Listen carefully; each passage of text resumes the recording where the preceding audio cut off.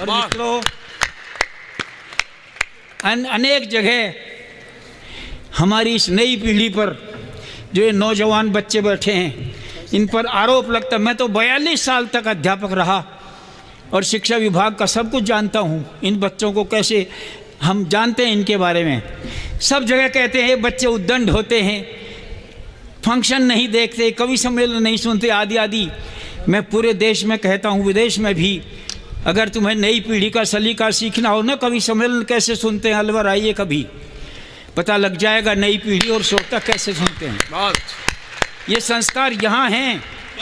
मुझे ठीक ठीक याद है, पूरे 64 साल हो गए मुझे यहाँ पर कविता पढ़ते हुए, और देश विदेश में, इस शहर में 64 साल तक मैंने कविताएं पढ़ी। एक बार भी बच्चों की उद्दंडता कोई बता नहीं सकता। देश का कवि हमारे अलवर के ऐसे नौजवान होते हैं।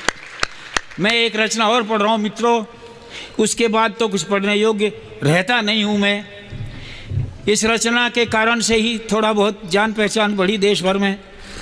याद रखिएगा, अखबारों में, टीवी पर और रेडियो पर ये संदेश आ रहे थे कि सैनिकों ने मोर्चों से घरों पर चिट्ठियां भेजी हैं, और किसी ने लिखा है पिता को अच्छे डॉक्टर को दिखाओ, पैसे भेज रहा हूँ, बहन के हाथ पीले करो, पैसे भेज रहा हूँ।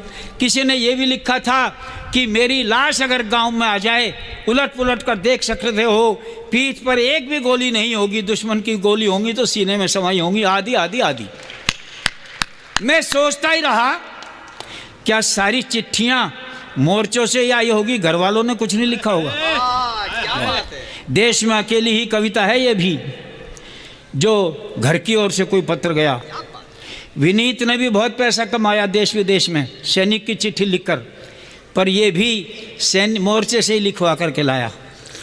ये रचना एक सैनिक है जो मोर्चे पर है, घर में उसकी बूढ़ी माँ है, पत्नी है, छोटा सा बच्चा है जो अभी दूध पी रहा है, छोटी बहन है और पिता हैं बूढ़े, ये सब हैं। और एक बुढ़िया माँ अपने बेटे को पत्र लिखती है जो मोर्चे पर बैठा है। यह अकेला पत्र है हिंदुस्तान में जो सैनिकों को भेजा गया होगा घर की ओर से। उसी अपनी पवित्र रचना को उसी पत्र भाव से आपके सामने पढ़ रहा हूँ। इस अलवर को बहुत लोगों ने बदनाम किया और ये कहा ये तो बिना मात्रा का शहर है। किसी ने कहा अलवर है।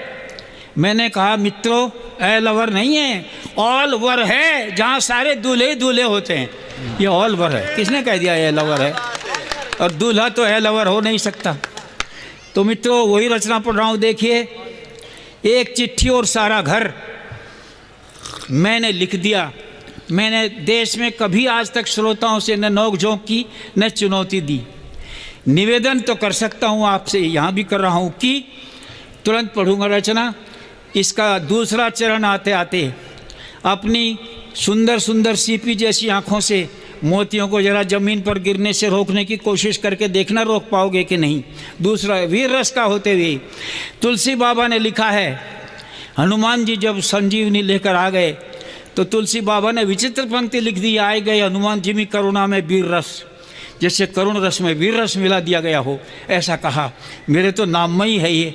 राष्ट्रकवि सोहनलाल द्विवेदी ने लाल किले पर कहा था, तीर तोप अंगार लिए फिरते हो, तुम्हारा नाम करुण क्यों है, इसे बदलो। मैंने पैर छूकर निवेदन किया था, गुरुजी मेरे नाम में 3 शक्तियाँ हैं, बल है, वीर है, सिंह है। 3 ताकत पाकर मैं उद्दंड हो सकता था, इसलिए करुणा की लगाम लगाना जरूरी था। तो उन्होंने कहा तो बेटा फिर ठीक है, अपना यही नाम रखिएगा।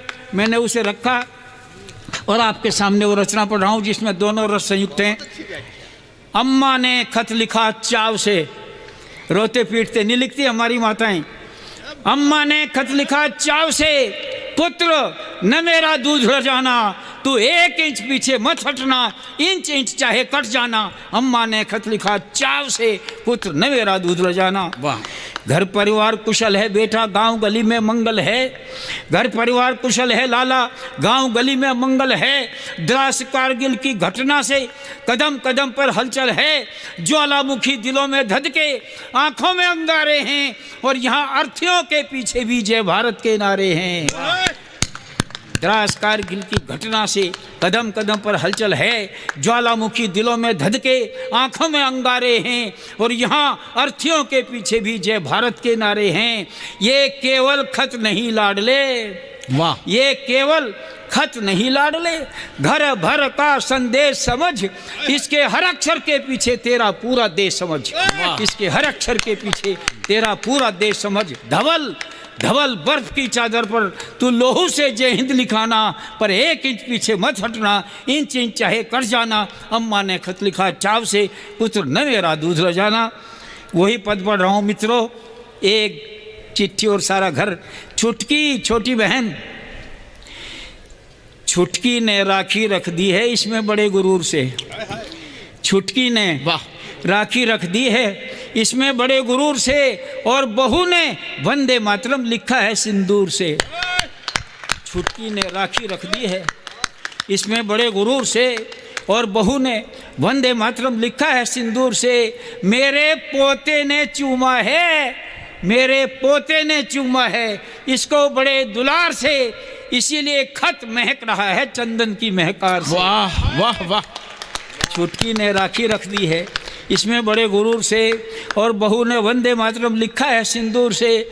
मेरे पोते ने चूमा है इसको बड़े दुलार से, इसीलिए खत महक रहा है चंदन की महकार से। और अम्मा लिखती है, मेरी बूढ़ी छाती में भी दूध छलक आया बेटे, मेरी बूढ़ी छाती में भी दूध छलक आया बेटे, और गोंद की जगह उसी से इसको चिपकाया बेटे। मेरी बूढ़ी छाती में भी दूध छलक आया बेटे, और गोंद की जगह उसी से इसको चिपकाया बेटे। तेरे बापू लिखवाते हैं, तू गोली नहीं पीठ पर खाना, 1 इंच पीछे मत हटना, इंच इंच चाहे कट जाना। अम्मा ने खत लिखा चाव से, पुत्र न मेरा दूध ला जाना। अंतिम अंश पढ़ रहा हूँ मित्रों। ये भी हुआ था इस देश में। आपके राजस्थान को ही गौरव है। अजान भरतपुर के पास एक जगह, वहाँ घटी थी ये घटना, वो पढ़ रहा हूँ देखिएगा। अंत में लिखती अम्मा, और लाडले एक बात को तू शायद सच ना माने, और दुलारे एक बात को तू शायद सच ना माने। इतिहासों को स्तब्ध कर दिया इस अनहोनी घटना ने, यहाँ शहीदों की विधवाएं धन्य कर रही धरती को, खुद कंधों पर ले जाती हैं वे पतियों की अर्थी को। और लाडले एक बात को तू शायद सच ना माने, इतिहासों को स्तब्ध कर दिया इस अनहोनी घटना ने, यहाँ शहीदों की विधवाएं धन्य कर रही धरती को, खुद कंधों पर ले जाती हैं वे पतियों की अर्थी को। और उधर संसार चकित है, ये भी हुआ था। और उधर संसार चकित है लख उन वृद्ध पिताओं को, जो आग दागने से पहले करते सैल्यूट चिताओं को। और उधर संसार चकित है लेकिन वृद्ध पिताओं को, जो आग दागने से पहले करते सैल्यूट चिताओं को। मेरा भी माथा ऊंचा हो, ऐसा कर्तव्य करके आना, पर 1 इंच पीछे मत हटना, इंच इंच चाहे कट जाना। अम्मा ने खत लिखा चाव से, पुत्र न मेरा दूध ल जाना, 1 इंच पीछे मत हटना, इंच इंच चाहे कट जाना। बहुत अच्छा, वाह।